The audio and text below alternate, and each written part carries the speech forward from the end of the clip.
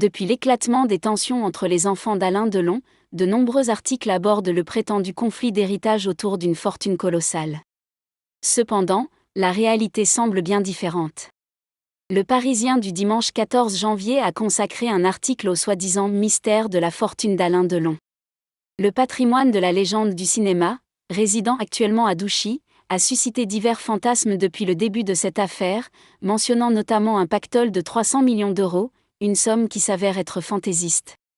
Le Parisien fait référence à un documentaire diffusé sur W9, estimant plutôt que la fortune d'Alain Delon tournerait autour des 200 millions d'euros.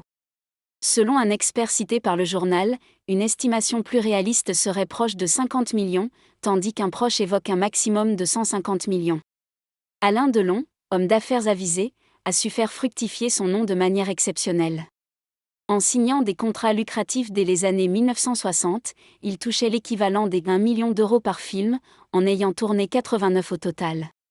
En tant que producteur avec Adèle Productions, devenu Leda Productions, il a produit 29 films.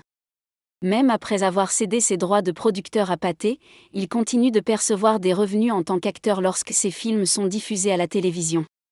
Son génie s'est également exprimé dans la diversification de ses investissements, devenant actionnaire principal d'une société d'aviation, investissant dans des chevaux pur sang, des boîtes de nuit, des casinos, des restaurants, et même dans la promotion de sa propre image avec des produits tels que meubles design, parfums, lunettes, montres, alcool et cigarettes, particulièrement prisés en Asie.